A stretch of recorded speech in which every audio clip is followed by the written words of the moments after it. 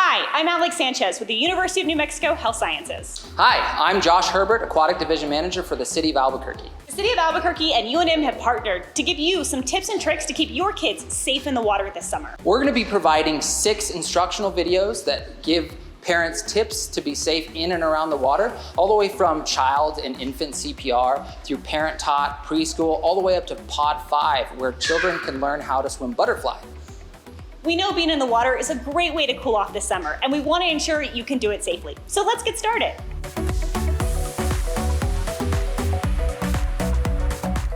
Hi, Josh Herbert here. Our video segment today, we're going to be teaching you how to respond to child choking, and we're also going to be teaching infant and child CPR. So today we have Harper, she is my daughter. So Harper and Hattie here. Harper is 8 and Hattie is 5 years old. So both of them are going to be helping us with a demonstration of what to do in case your child starts choking.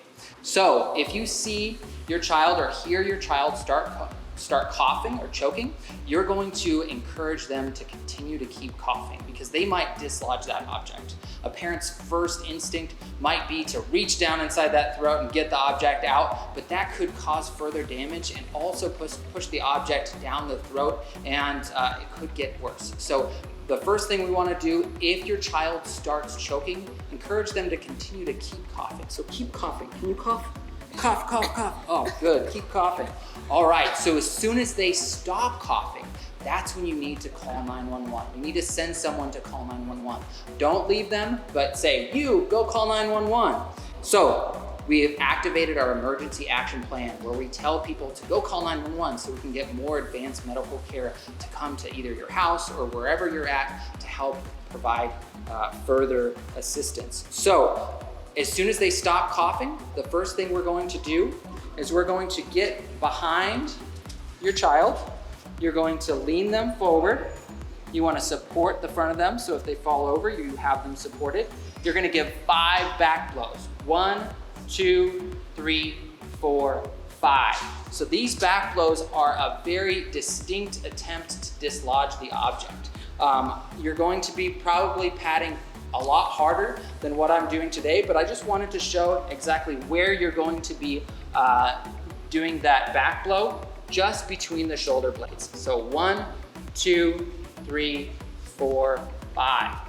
So if the object doesn't come dislodged, if she doesn't start coughing, that object doesn't come out, then you're gonna do abdominal thrusts. So you're gonna get behind the child, find the belly button, and you're gonna go right above the belly button, just above the navel, and you're going to be thrusting upward to try to dislodge that object. So you're gonna do that 5 times. 1, 2, 3, 4, 5.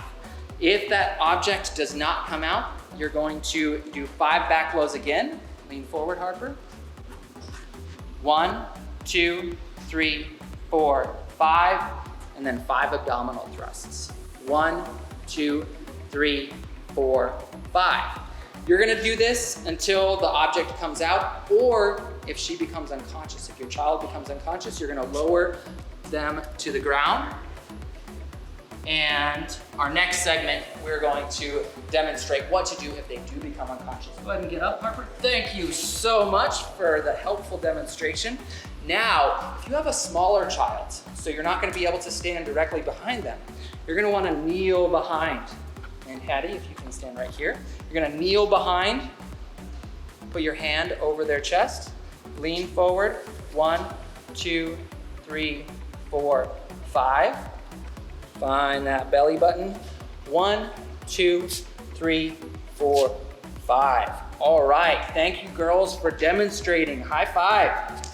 All right, and thank you parents. Stay tuned for our next segment on what to do for an unconscious choking victim.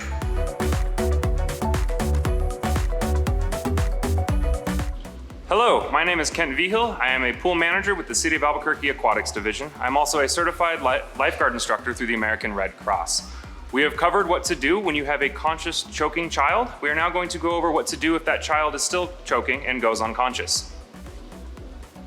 Once you have the child safely on the ground, if you have them available, put on your personal protective equipment and grab your mask. Once the child is on the ground, you're going to begin with 30 compressions in the chest. You're going to find the nipple line and go directly in the middle. Place one hand in the center of the chest and take your other hand and intertwine your fingers. You want to strive with the heel of your hand for 30 compressions. 1 and 2 and 3 and 4 and 5 and 6 and 7 and 8 and 9 and 10, 11, 12, 13, 14, 15, 16, 17, 18, 19, 20, 21, 22, 23, 24, 5, 6, 7, 28, 29, 30. Once you reach your 30 compressions, you want to open up the airway, open the mouth, and look into the mouth for any foreign object. If you do not see anything, do not stick your finger in the mouth. If you do see something, depending on the size of the child, you're going to use your pointer finger, or for a smaller child, you're going to use your pinky finger and sweep the mouth. Once you have swept, you're going to give 2 breaths. For a child, you open the airway a little bit past neutral and prepare to give the breaths.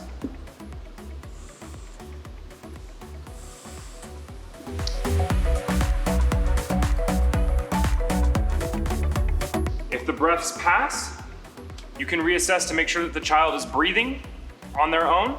If the breaths do not pass, you're going to give an additional 30 compressions. 1 and 2 and 3 and 4 and 5, 28, 29, 30. You're going to repeat that process. 30 compressions, sweep the mouth, 2 breaths, until either the child dislodges the object or breaths pass. When you're giving your compressions, you want to ensure that you're giving your compressions straight up and down at a straight angle. You do not want to be off to the side. You also want to compress the chest about 2 inches, but no more than that. If at any point you have an infant who is consciously choking, they're no longer able to cry out or make their normal sounds, you want to take them, support the infant on your forearm while cradling the back of the head. You're going to kneel down at about a 45-degree angle, supporting your forearm on your leg, taking 2 fingers, find the middle of the chest by finding the nipples and going in, and give 5 chest compressions. 1, 2, 3, 4, 5. Once you have given those 5 compressions, you're going to take your other hand, making sure not to cover the nose or the mouth, but still supporting the head. You're going to switch to your other arm and your other leg and give 5 back blows. 1, 2, 3, 4, 5. You're going to continue to do that until the child dislodges the object from their throat or goes unconscious. If you were dealing with a consciously choking infant and they passed out before you were able to dislodge the object, safely lower them to the ground. If you have your personal protective equipment, grab it. If not, you're going to continue with 30 compressions. Again, you're going to use 2 fingers in the middle of the chest, using your other hand to support the infant's head. You're going to drive straight down, just like with the child, for 30 compressions.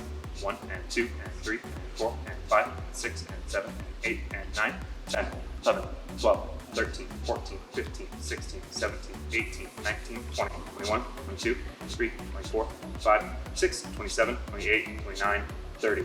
Once you have done your 30 compressions, you're going to use your other hand to open the mouth and search and sweep the infant's mouth for any foreign object. You are going to use your pinky finger this time if you see something to sweep. If you do not see anything, do not put your finger in the infant's mouth. If you do not have a CPR mask, do not give 2 breaths and go straight back into the compressions, occasionally checking to make sure if the infant is breathing or not. If you do have a mask that is not a pediatric mask for an infant, flip it upside down and give your 2 breaths. When giving breaths for an infant, you want to give a lesser amount than for a child. You want to fill up your cheeks with air and give that a small amount of air to the infant.